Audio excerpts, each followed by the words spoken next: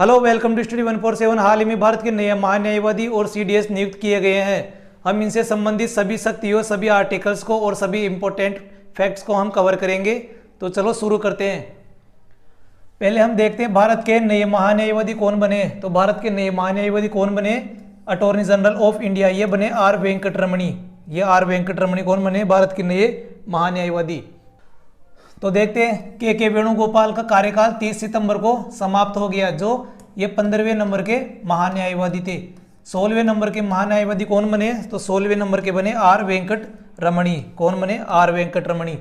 बात करें 15वें महान्यायवादी के वेणुगोपाल, वरिष्ठ अधिवक्ता मुकुल रोहतगी। पहले क्या था? 15वें नंबर के महान्यायवादी के वेणुगोपाल थे। उसके बाद में कौन बनने वाले थे? मुकुल रोहतगी। लेकिन इन्होंने ये बनने का प्रस्ताव अस्वीकार कर दिया, तो इनके स्थान पर कौन आ गए? ये आ गए आर वेंकटरमणी, जो 16वें नंबर के महान्यायवादी बने हैं। अब महान्यायवादी से संबंधित अनुच्छेद की बात करें, ये इंपॉर्टेंट है। अनुच्छेद, इनकी शक्तियां और इनके कार्यकाल, इनकी नियुक्ति और इनको हटाने की प्रक्रिया हम यहाँ पर डिस्कस करेंगे। चलिए देखते हैं अनुच्छेद 76। अनुच्छेद 76 में क्या कहा गया है? अनुच्छेद 76 में कहा गया है कि भारत का एक महान्यायवादी होगा, जो भारत सरकार का प्रथम विधि अधिकारी होता है। नियुक्ति की बात करें तो महान्यायवादी की नियुक्ति कौन करता है? नियुक्ति करते हैं राष्ट्रपति। कौन करता है? राष्ट्रपति। महान्यायवादी की नियुक्ति करते हैं राष्ट्रपति। यह राष्ट्रपति के प्रसाद पर्यंत अपना पद धारण करता है। इसका कोई कार्यकाल तय नहीं किया जाता। इसका कार्यकाल तय नहीं है महान्यायवादी का। जब तक राष्ट्रपति चाहेगा तब तक ये अपने पद पर बने रहेंगे। इसमें क्या, जब तक राष्ट्रपति चाहेंगे ये तब तक महान्यायवादी अपने पद पर बने रहेंगे। महान्यायवादी को हटाने की प्रक्रिया संविधान के कोई से भी अनुच्छेद में नहीं बताई गई, या अनुच्छेद में या संविधान में इनका कोई वर्णन नहीं है। बात करें भारत के 15वें महान्यायवादी के वेणुगोपाल। प्रथम महान्यायवादी की बात करें, इंपॉर्टेंट है। प्रथम महान्यायवादी कौन हो जाएंगे? मोतीलाल सेतलवाड़, जो 1950 से 1963 तक हमारे भारत के महान्यायवादी रहे, और ये सबसे लंबे समय तक सेवा देने वाले महान्यायवादी रहे। कौन? मोतीलाल सेतलवाड़। बात करें महान्यायवादी हेतु योग्यता, कि एक भारत का महान्यायवादी बनने के लिए उसे किन किन योग्यताओं की जरूरत होती है, तो वो क्या हो जाएगा? ये भारत का नागरिक हो, ये भी इंपॉर्टेंट है। सुप्रीम कोर्ट में न्यायाधीश बनने के लिए योग्यता रखता हो। थर्ड है, उसे हाई कोर्ट के जज के रूप में काम करने का कम से कम 5 साल का अनुभव हो, या किसी हाई कोर्ट में वकालत का 10 वर्ष का अनुभव हो। तो इसमें योग्यता में क्या आ जाएगा? पहला आ जाएगा ये भारत का नागरिक हो, इसे हाई जज के रूप में 5 साल काम करने का अनुभव हो हाई कोर्ट में, और वकालत करने का 10 वर्ष का अनुभव हो, और सुप्रीम कोर्ट का न्यायाधीश बनने की योग्यता रखता हो। ये इसकी क्या हो जाएगी? योग्यता हो जाएगी। बात करें महान्यायवादी के कार्य, आखिर ये कार्य क्या करता है? हमारे संविधान में इसका वर्णन है, तो इसके कार्य भी इंपॉर्टेंट हो जाते हैं। यह भारत सरकार का सबसे बड़ा वकील होता है। क्या होता है? सबसे बड़ा वकील होता है, जो भारत सरकार की तरफ से ये पैरवी करता है। सेकंड पॉइंट देखते हैं, भारत सरकार से संबंधित सभी मामलों में सुप्रीम कोर्ट व हाई कोर्ट में भारत सरकार का पक्ष रखता है। ये मैंने बता दिया कि ये भारत सरकार की तरफ से पैरवी करता है। थर्ड पॉइंट है, भारत राष्ट्रपति द्वारा भेजे गए सभी कानूनी मामलों में भारत सरकार को सलाह देता है। फोर्थ है, कानूनी रूप से ऐसे कार्यों का पालन करता है जो उसे राष्ट्रपति द्वारा सौंपे जाते हैं।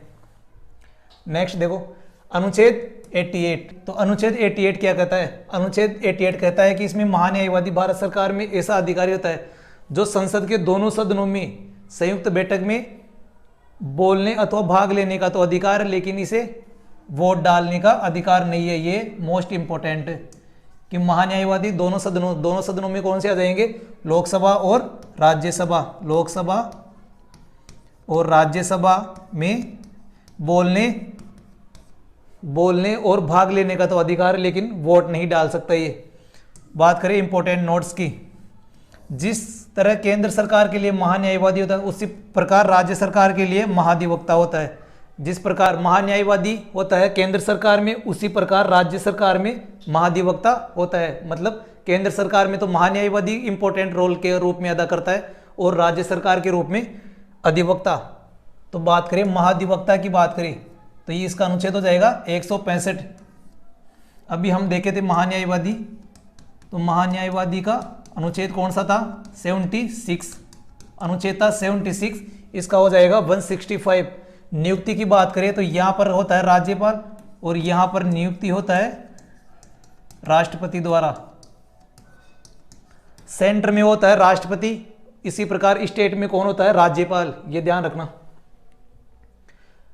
अब आते हैं चीफ ऑफ डिफेंस स्टाफ। हमारे नए चीफ ऑफ डिफेंस स्टाफ कौन बने? तो देश के नए चीफ ऑफ डिफेंस स्टाफ बने अनिल चौहान। ये कौन से नंबर के हैं? ये है सेकंड नंबर के। फर्स्ट नंबर के कौन से थे? फर्स्ट नंबर के थे हमारे बिपिन रावत, जो हेलीकॉप्टर क्रैश में उनकी डेथ हो गई थी। देश के नए सीडीएस कौन बने? अनिल चौहान, जो उत्तराखंड से बिलोंग करते हैं। भारत के प्रथम सीडीएस थे विपिन रावत, जो विपिन रावत भी कहाँ के थे? उत्तराखंड के थे। सीडीएस पद का गठन की बात करें, सीडीएस पद का गठन हो जाएगा 1 जनवरी 2020 को। कब हो जाएगा? 1 जनवरी 2020 को। प्रथम सीडीएस कौन थे? विपिन रावत। और सेकंड कौन बने? अनिल चौहान। यह सीडीएस क्या होता है? सीडीएस भारतीय सेना में सर्वोच्च रैंक का अधिकारी होता है। सर्वोच्च रैंक का अधिकारी होता है सीडीएस। कार्यकाल की बात करें तो इनका कार्यकाल हो जाएगा या तो 3 साल या फिर 65 वर्ष। नियुक्ति कौन करता है? नियुक्ति करता है केंद्र सरकार द्वारा। अब देखते हैं तीनों सेनाओं के प्रमुख और तीनों सेनाओं के दिवस। पहला आता है वायुसेना, वो नौसेना प्रमुख। तो नौसेना प्रमुख कौन है? आर हरि कुमार। और नौसेना दिवस कब मनाते हैं? 4 दिसंबर को। नौसेना प्रमुख कौन है? आर हरि कुमार। और नौसेना दिवस कब मनाते हैं? 4 दिसंबर को। फिर आता है वायुसेना प्रमुख। वायुसेना प्रमुख कौन हो जाएंगे? विवेक राम चौधरी या वी.आर. चौधरी। कौन हो जाएंगे? विवेक राम चौधरी या वी.आर. चौधरी। और वायुसेना दिवस हो जाएगा 8 अक्टूबर को। फिर थर्ड आता है थल सेना प्रमुख। थल सेना प्रमुख हो जाएंगे मनोज पांडे। और थल सेना दिवस कब मनाते हैं? 15 जनवरी को। थल सेना प्रमुख कौन हो जाएंगे? मनोज पांडे। और थल सेना दिवस कब मनाते हैं? 15 जनवरी को। तो दोस्तों आज का वीडियो यही समाप्त होता है। अगर वीडियो आपको अच्छा लगा हो तो लाइक, शेयर और सब्सक्राइब करें। मिलते हैं नेक्स्ट वीडियो में, तब तक के लिए जय हिंद, जय भारत।